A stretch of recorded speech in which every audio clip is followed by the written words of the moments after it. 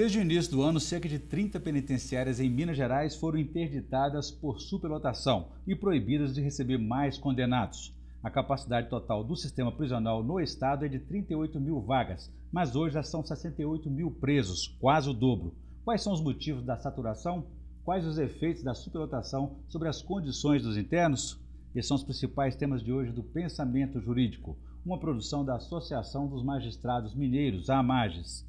Para falar sobre o assunto, nós vamos conversar com o juiz Leonardo Antônio Bolina Filgueiras, que é titular da primeira vara da Infância e Juventude e Execuções Penais da comarca de Betim, na região metropolitana de Belo Horizonte. Ele é magistrado há 10 anos e já passou por 7 comarcas: Malacacheta, Três Corações, Campos Altos, Pirapora, Cerro, Arcos e Betim, onde está há mais de 2 anos. Doutor Leonardo, obrigado pela presença, é um prazer recebê-lo aqui no Pensamento Jurídico. Eu que agradeço, é uma satisfação muito grande, espero poder contribuir. Com certeza. Doutor Leonardo, então eu adiantei essa questão sobre essa interdição em Minas Gerais. Sim. O que está acontecendo? Qual é a razão dessa saturação? É só Minas Gerais que está acontecendo isso? Não. Bom, a situação ela engloba todo o nosso país. O sistema carcerário está saturado.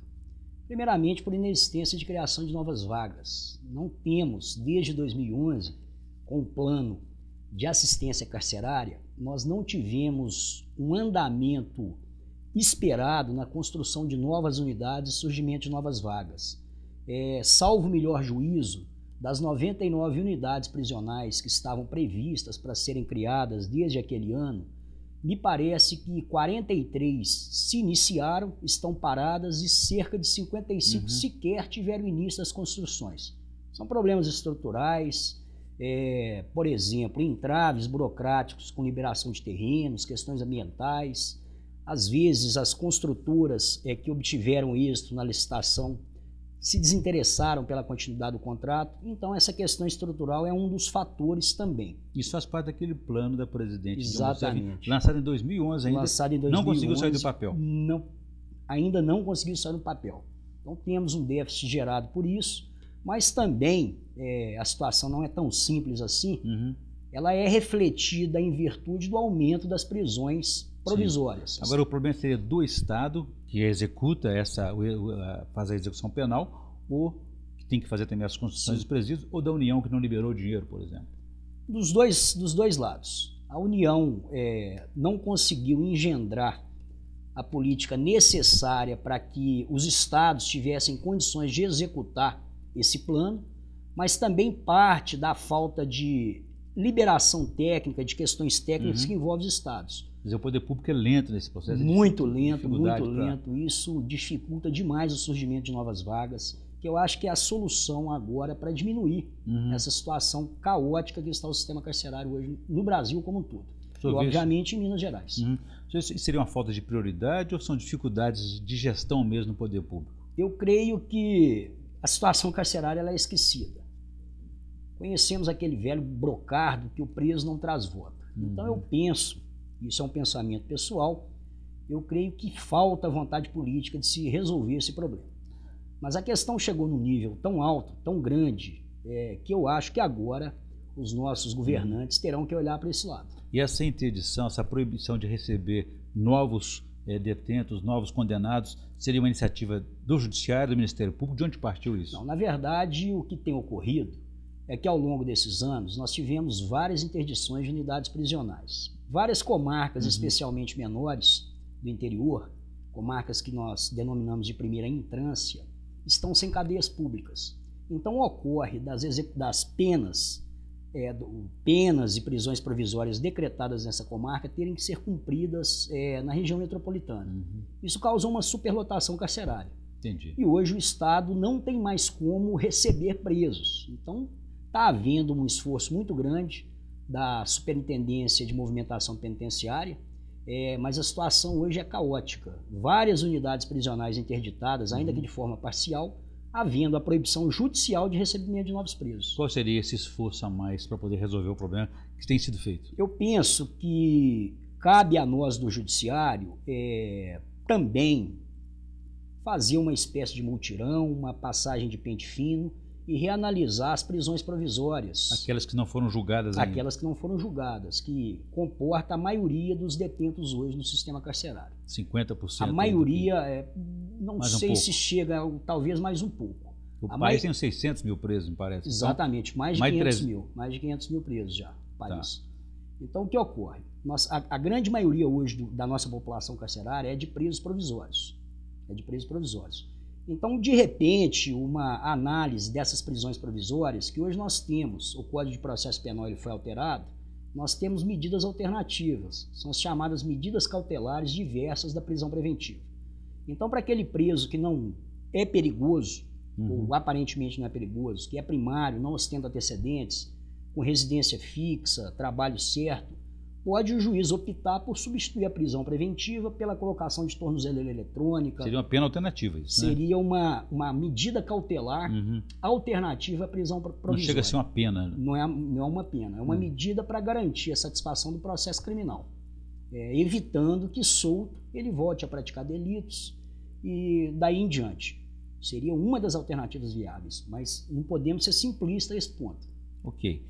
Doutor Leandro, eu vou fazer um pequeno intervalo. Eu gostaria que no próximo bloco o senhor contasse para a gente qual o prazo dessa interdição e o que tem sido feito em Minas Gerais para tentar resolver essa situação, porque se com a superlotação já estava ruim, com a proibição, então a coisa fica mais ainda complicada, mais agravada. Bom, a gente volta então daqui a pouco.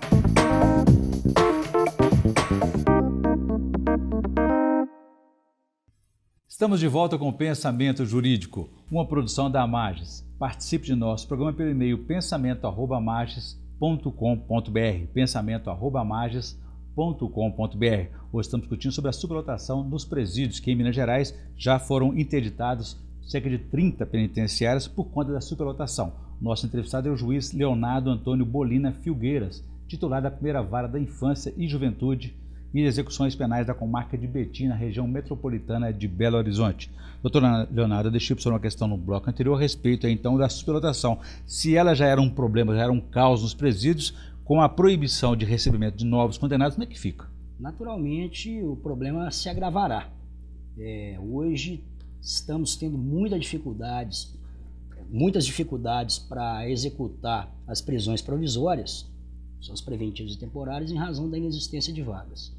E o Estado está tendo que, de fato, ter muito jogo de cintura para conseguir, por questões logísticas, alocar esses presos. Então, está havendo a necessidade, por exemplo, de se levar um preso cuja prisão provisória foi decretada em Betim, em Contagem, em Belo Horizonte, para o norte de Minas Gerais, tentando achar uma vaga. Seria transferência, então? Exatamente. Isso reflete, de forma negativa, nos processos criminais, porque é necessário para a realização de uma audiência de instrução trazer esse preso, às vezes de Raul Soares, de Montes Claros, de Francisco Sá, e acaba atrasando as audiências quando não ocorre de ter que haver o cancelamento de uma audiência por atraso na escolta, por falta ou impossibilidade de escolta. Isso gera um caos, reflete inclusive nos processos criminais. Porque nessa decisão, além de interditar e proibir a chegada de novos condenados, existem aqueles casos que já sabemos, como em Neves, por exemplo, citar aqui a penitenciária Zé Maria Alquimia, eu tenho um dado aqui que ela tem 1.760 internos, quando deveria ter apenas 1.162, ou seja, 600 a mais. A outra ali também, na Dutra Ladeira também, em Neves, ela tem 700 a mais de sua capacidade. Então, nesse caso, 700 com 600, 1.300 presos devem ser transferidos de lá, tem que sair de lá ou não? Sim, com as decisões judiciais de interdição parcial,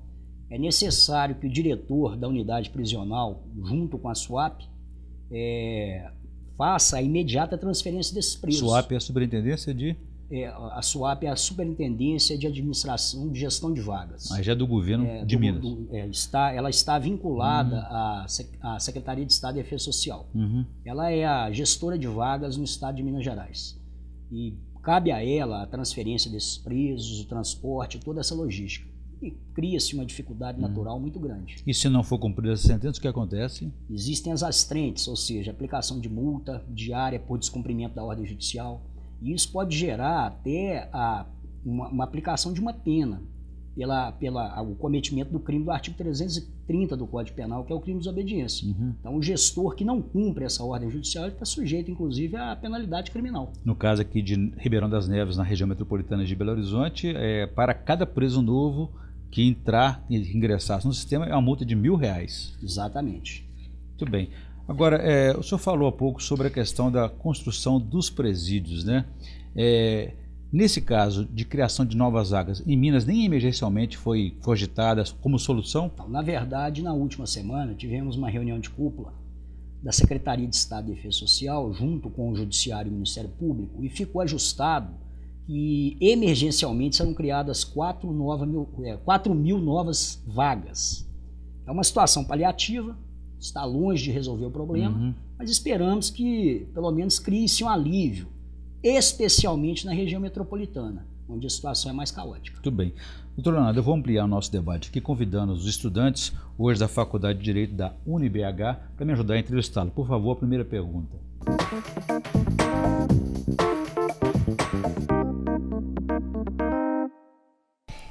A maior parte da população carcerária é composta por presos provisórios ou que ainda não tiveram a sentença transitada em julgada.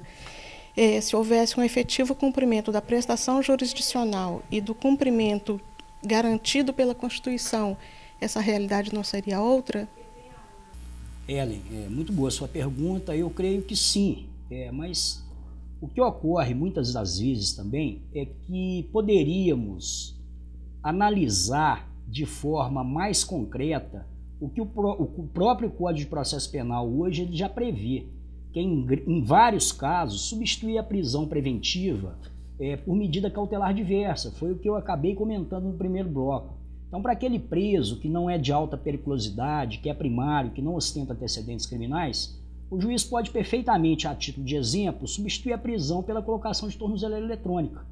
Isso também é uma garantia processual e constitucional. Isso poderia melhorar, assim, a nossa situação carcerária atual, cuja população carcerária, na sua maior parte, é composta de presos provisórios.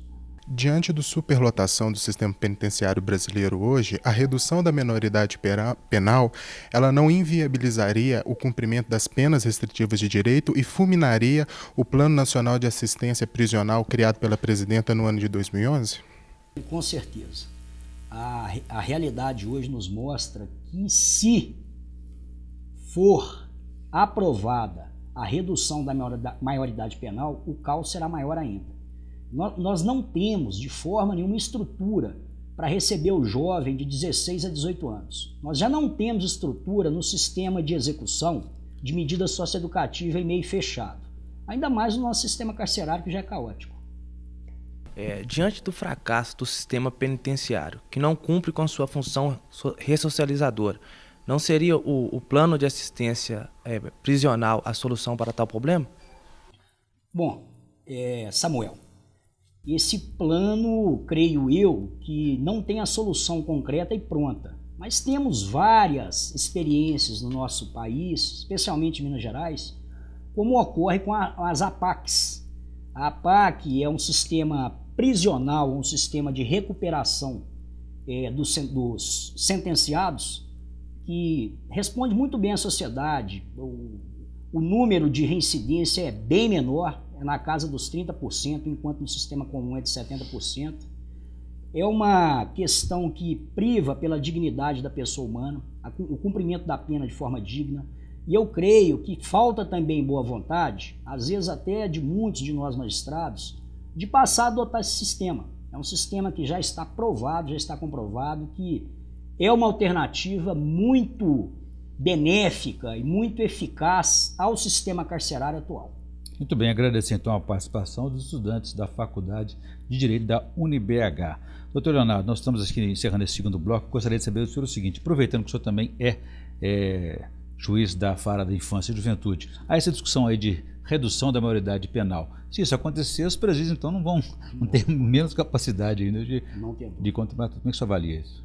Eu avalio que não poderia haver essa aprovação. Parece que caminhamos para o contrário.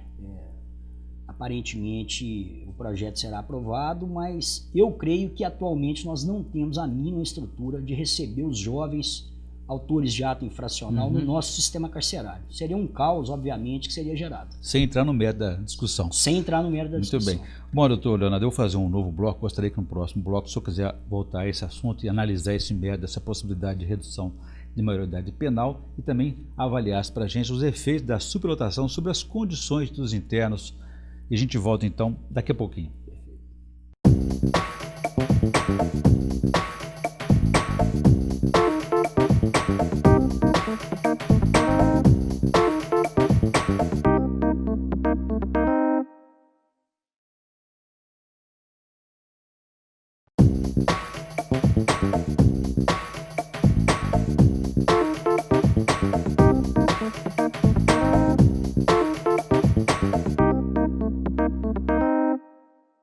Estamos de volta com Pensamento Jurídico, uma produção da Amages. Hoje estamos discutindo decisão judicial que interditou vários presídios no país, 30 só em Minas Gerais, por superlotação e proibição de receber novos condenados. Nosso entrevistado é o juiz Leonardo Antônio Bolina Filgueiras, titular da Vara da Infância e Juventude e Execuções Penais da comarca de Betim, na região metropolitana de Belo Horizonte. Doutor Leonardo, então, deixei para o senhor uma questão no bloco anterior a respeito dos efeitos da superlotação sobre as condições dos internos, alimentação, saúde deles. Como é que fica isso?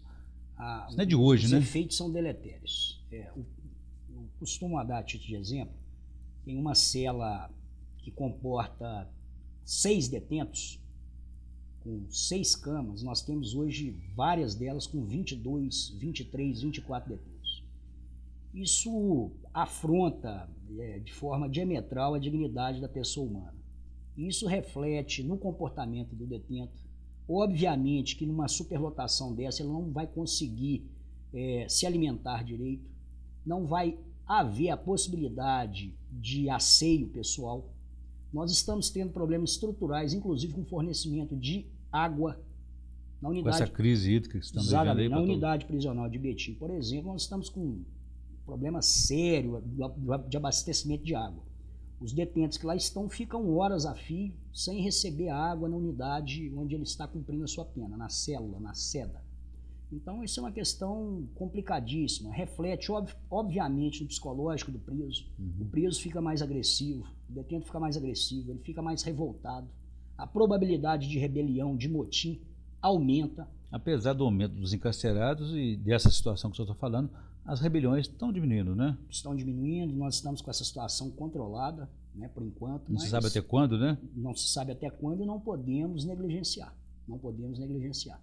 Isso também reflete muito na família. A família do preso, do lado de fora, obviamente, por ocasião das visitas, fica revoltada com a situação que vê o familiar sendo tratado, da situação que vê, como está, a questão de higiene, de alimentação, etc. O senhor integra um grupo de monitoramento e fiscalização que foi uma resolução do Conselho Nacional de Justiça, e o tribunal já montou essa equipe. Qual que é a razão dela? Está funcionando? Sim, muito bem. O GMF, ele foi criado pela resolução 96 do CNJ, e a primordial função do GMF é trabalhar, diligenciar para o cumprimento adequado da execução da pena e também das medidas socioeducativas, que são aquelas medidas aplicadas aos menores em conflito com a lei. Então temos na nossa região metropolitana esse grupo formado, que também faz parceria com o projeto Novos Rumos. Do próprio Tribunal. Do próprio Tribunal de Justiça, e é uma parceria que dá muito certo, e é um grupo que de fato tem trabalhado diuturnamente pelo cumprimento adequado, digno das penas que são aplicadas no Estado. Preventivo até, né? Preventivo até, com monitoração, obviamente, e também realizando mutirões carcerários. Tem dado resultado desses mutirões carcerários? Muito, muito, muito. Quais são os efeitos dele? O que pode sair disso? Principalmente, isso reflete numa execução penal mais célere, que acaba, o preso consegue obter os benefícios previstos na Lei de Execução Penal, na LEP, como indulto, saídas temporárias, progressões de regime. Às vezes, grande parte dos nossos juízes da execução penal estão assoberbados, por falta de estrutura em secretaria, excesso de processos, são N fatores. E esse grupo, ele auxilia também o juiz da execução penal, esses que estão mais, obviamente, atarefados, no exercício do cumprimento e da análise adequada desses benefícios. Esse grupo pode ajudar, por exemplo, também nessa questão dos presos provisórios que não foram julgados, mas continuam lá esquecidos nas penitenciárias, nas cadeias públicas, né? Pode, inclusive, organizar mutirões para reanálise de aplicação de, por exemplo, prisões preventivas, prisões temporárias, etc. Quer dizer que todas as situações envolvendo a legislação, mudanças, esse grupo está discutindo. Por exemplo, a audiência de custódia, ela é interessante, ela agiliza, ajuda o judiciário a trabalhar melhor? Eu creio que sim. Eu creio que a audiência de custódia ela vai evitar a manutenção de muitas prisões preventivas desnecessárias. Porque como funciona hoje? O flagrante homologado pelo juiz o juiz criminal que recebe aquele expediente da delegacia de polícia, ele deve ser convertido em prisão preventiva ou o juiz, depois de analisar o caso, ele pode aplicar uma medida cautelar diversa, como a colocação de tornozeleira eletrônica, por exemplo, ou mesmo relaxar a prisão ou conceder de ofício a liberdade provisória. E com a audiência de custódia, isso vai ser feito em tempo real. Agora, o que me causa preocupação é a estrutura para a realização dessa audiência de custódia. Se o sistema dá conta disso. Se o sistema dá conta. Se o nosso Estado consegue levar esse preso à presença do juiz no primeiro dia útil seguinte ou numa data bem próxima a ser marcada. Isso depende da delegacia de plantão, no caso. Depende do delegado de plantão, o delegado que recebeu o flagrante, mas depende também da Secretaria de Estado de Defesa Social, pelas suas equipes, seus órgãos de logística e custódia de presos. O Ministério Público tem que acompanhar isso também. O Ministério Público teria que acompanhar essa audiência. Eu volto a esse tema, doutor Leonardo. Eu gostaria que, antes de a gente prosseguir na nossa entrevista, o senhor fizesse a indicação de leitura para os nossos telespectadores no quadro Pensamento Literário.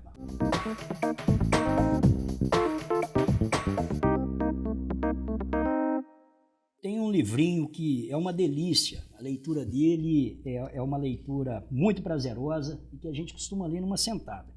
Ele chama O Julgamento. O autor é o Libêncio José Mundim da Fonseca. Esse livro eu aconselho muito para os operadores do direito, para os estudantes e para quem está iniciando na carreira jurídica, advogados, promotores, novos juízes.